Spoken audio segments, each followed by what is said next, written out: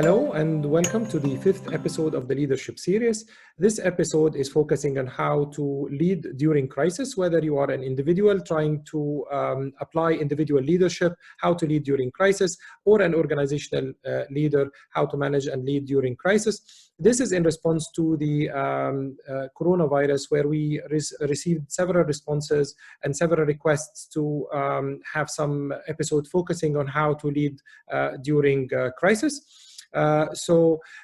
During crisis, we have two types of individuals. People who are going to show negative energy and people who will show positive energy.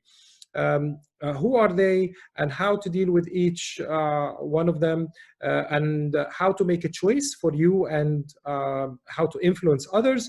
Let's explore together what's the model looking like and how do we improve our positive energy during crisis and think positively and act positively. Let's go together and see the model.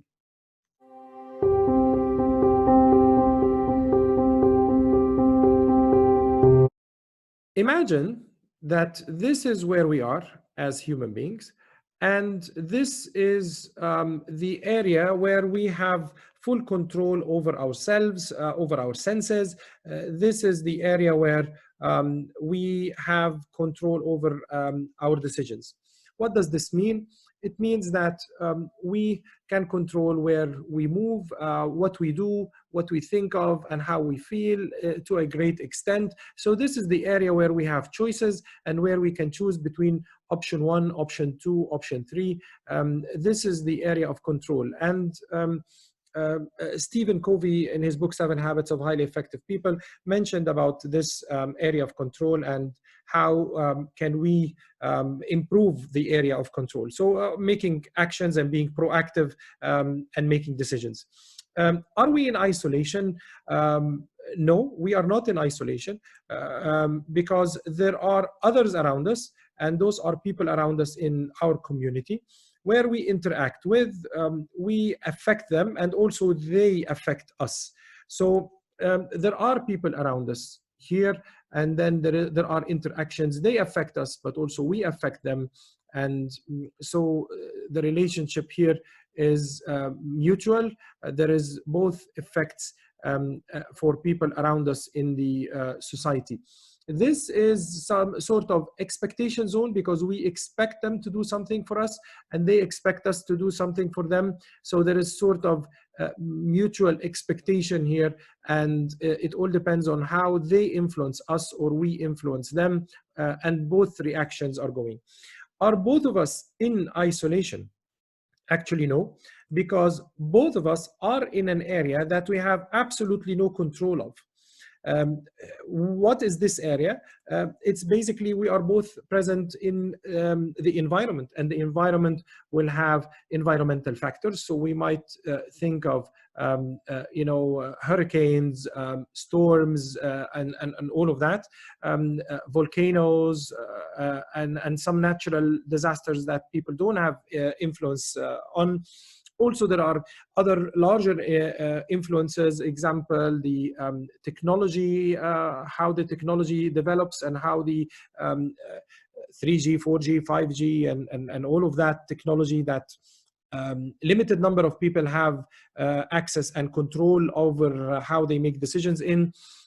Energy consumption and energy changes, new energy sources, and all of that. Those are areas that affect us, but we have no control over them because either they are natural, so controlled by the creator of the universe, or they are technological, industrial, and then very limited number of people have control over those decisions. So when we think of us and people during crisis, they are mainly split into two: the positive energy and the negative energy people. Let's start and look at where does negative energy come from and how do we transfer negative energy into positive energy. So negative energy mainly comes from fear. And fear, despite it is understandable, many people just surrender to fear, and many people turn fear into positive energy and into a positive influence. Let's look at fear from a deeper perspective. What are people afraid of? So let's look at people during crisis, people during situations happening similar to the coronavirus. What are they afraid of? Maybe they are afraid they are losing jobs. And if you are business people or organizational leader, organizational shutdown, fear of bankruptcy, fear of losing business. Also, people have fear of death. So yes, they sometimes fear of afraid to die, and that's normal.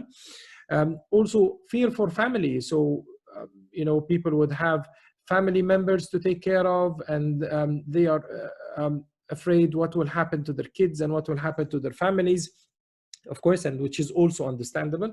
And fear for health, fear for getting sick. So people need to understand and also take care of themselves.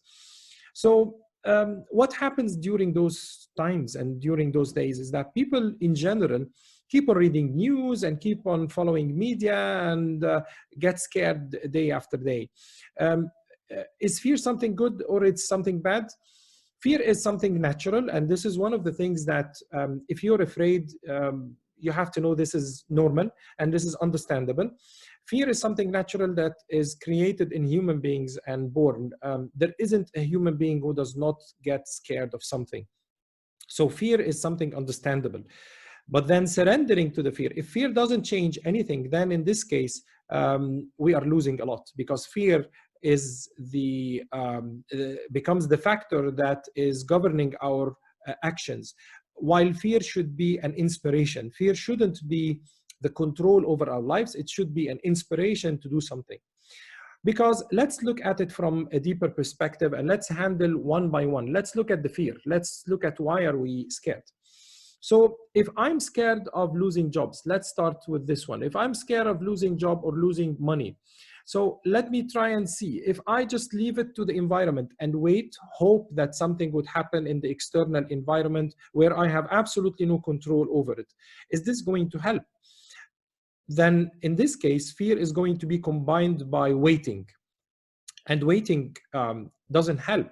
So what happens is that I will be afraid, and I will also be waiting for something to change. And every day I will be just following the media, following the news. And we all know how far the social media today, news media, doesn't transfer credible information. So getting lost in the middle of so many fake information is a very high possibility if someone is just waiting for the third circle, which is the environmental factors, to change. Let's look at, if we go one circle, inner circle more. I will be waiting depending on the community and depending on the society, friends, family, colleagues to support. Of course, that's expected. That's why this zone, we call it expectation zone. So I would be expecting people to help me, which is a good thing. And of course, there are so many people who are ready to help. However, can I have a control over them? Can I force them to help me? No, and this is not something that I have a control over. So in this case, I will be setting expectation. So the first circle, I'll be waiting. The second circle, I will be expecting, but in both circles, I have absolutely no control over them. So if I go inside and I go further to my own circle, do I have control over that? Yes. So what can I do? I can start learning new things, learning online skills, learning online trading, learning things that I can do, trying to see what kind of opportunities have emerged in every challenge, in every crisis. There are new opportunities that emerge. What are the opportunities that emerged during those times, and how can I learn something new, and how can I change my route, my style, in order to find a new job that has emerged during those crises? So that's the only way I can change something, because if I wait for the first circle, then nothing is going to happen, the outer one. If I expect from the society around me, if I ask for help, maybe somebody will help me. However, do I have control over that? Do I guarantee that? No. In this case, then I have only my inner circle. This is where I can focus on, and what you focus on becomes reality. So this is where we need to focus and try to understand what kind of new opportunities can we create for ourselves. Let's look at the second one, the fear from death. So if I'm scared to die, and I wait for something to happen, for the sky to become blue, for the crisis to go, then what does this add to me? It's just waiting. Do I have any control over that? Again, I have no control. It just adds waiting, and this is passive reaction, because I'm not actually doing anything that is changing tomorrow. Like, let's say if I go and ask people for help, can people prevent me from dying? Well, look at it from the death perspective. Does anyone in the world control the day they die in? No, even sometimes when people try to commit suicide, they fail to commit suicide. So, I mean, controlling the day you die in is not something that is in your hand. Every single individual have a life span, and they have time that they were born in and time that they will die, and nobody knows when they will die. So whether some people are young, die at old age, in the middle of that, again, nobody knows. Some people die in accidents, from sickness, from no reason at all. So in this case, thinking of death, if I just ask people to help, how can they help? Nobody can help me. Nobody can change the day. Nobody can prevent me from dying if it is time for me to go. In this case, can they do anything to me? No, they can't. So again, I would go into the inner circle, and again, I would go into what I can do. So it's similar to that. If I'm afraid that maybe death is close by, but since you're watching me, then you're alive. So if you're alive and you're afraid to die, what can you do to change tomorrow? What can you do so when you die in a better position than you die today? So for example, people might think of doing good deeds. You might think of getting closer to people that you have not been in contact before. So calling people, if something that you have done wrong, it is a chance, since you're alive, to fix it. Call somebody, apologize for something that you have done. You have the time. So waiting for something to change is not going to help. So if people are scared to die, but you are still alive, it doesn't make any sense that you just get scared. What did getting scared change? What did fear change? So if you're afraid to die, then try to do something to make this moment a better moment for you. Waiting, just waiting, doesn't make any, doesn't help, doesn't make any benefit for you for tomorrow. Then let's go to the third one. If somebody is afraid that they will leave their kids, or they are not sure what their kids will do. So if you wait for the environment, is anything going to change? Are you going to do anything to protect them if you wait? Nothing. And we've all seen volcanoes and natural disasters. When they occur, they do not select. They take everybody on the way. So in this case, we remember all how tsunamis, volcanoes, earthquakes, and other natural disasters, they don't select. They just take everything on their way. So just waiting will not help. And if you ask people to help, can people raise your kids in the same way that you raise them? No, despite this is expected, and people expect family members, and people expect societies, and people expect people to help them, which is of course something that everybody should do. However, you must understand that people will have other priorities, and people will also be busy doing something else. There are so many good people in the world, but people are busy and engaged, and they have other priorities. So in this case, what can you do? Again, you go to your circle of influence. Since you are alive and since you are breathing, think of what you can do. So if you think of you're afraid for your kids, so what can you do? You are alive today and you are spending time with them.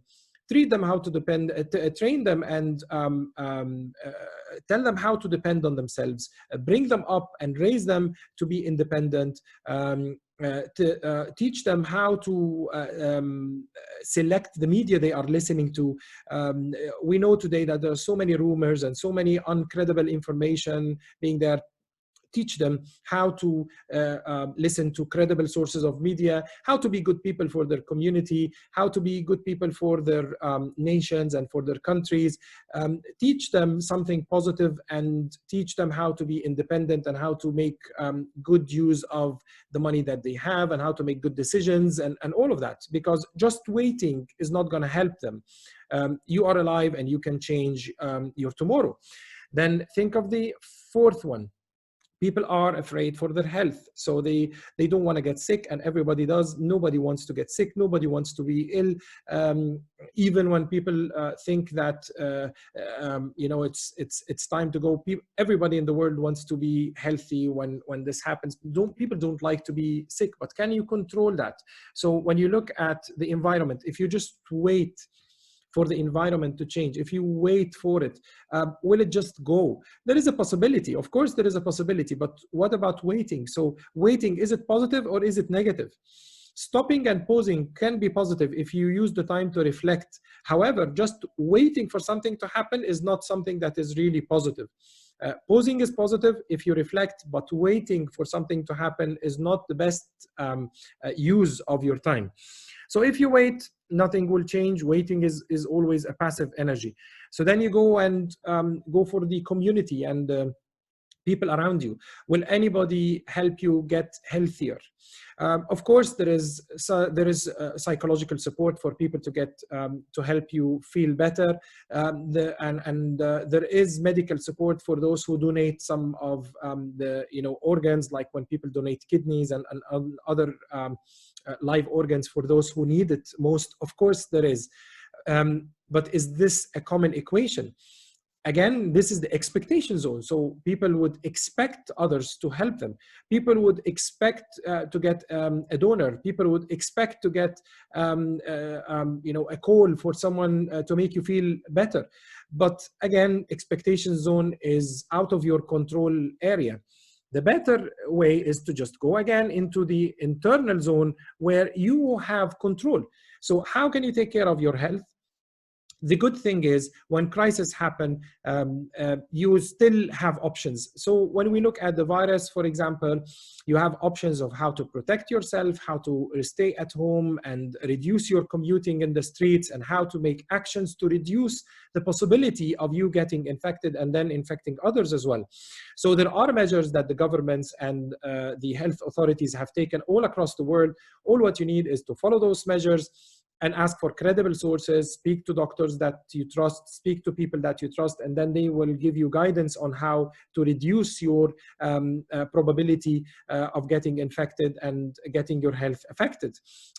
We all see, for example, in all smoking boxes, they are writing smoking kills, but then people still smoke. So during the virus, they said, quit smoking. It's an opportunity to quit smoking, reduce all the sorts of tobacco and all of that, but then you still see people smoking. So is that passive or positive?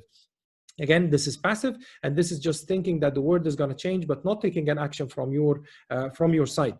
So how to change then the negative into positive? It's simply moving into those green lines. It's simply into making fear an inspiration rather than a control factor.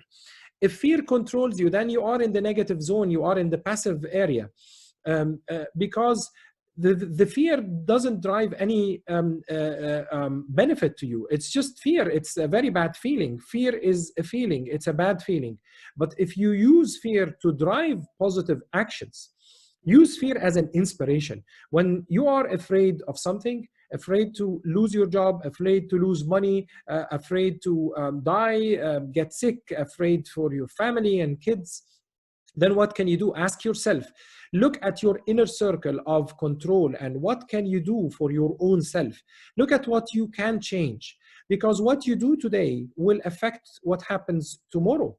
And as long as you are alive, there is an opportunity to change things around.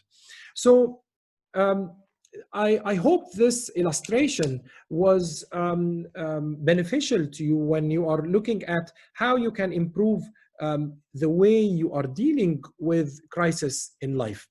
Because in the majority of cases, individuals just surrender to the feeling of fear without making positive actions and activities to change things around.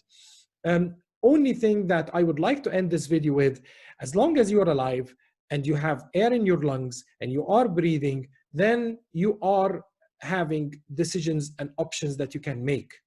Decisions end with the last breath. As long as you are breathing, as long as you are alive, then there are options that you can take and you can choose, and there are movements and actions that you can make. They are waiting for you. Those options are waiting for you to make them and take those decisions. The story is not over. During crisis, always ask yourself one question, and this question is the guiding question for you. Am I alive? Am I breathing? The answer will be yes. Then if it is yes, then ask yourself, what can I do today to change my today and also change my tomorrow? I wish you and your families and your beloved ones all safety, prosperity, and please remember, the story is not over. You are responsible for making the next chapters of your story. Make a decision, change something. The future is yet to come. You are able to make decisions to change your tomorrow. I wish you all the best, and I'll see you in the next episode. Thank you.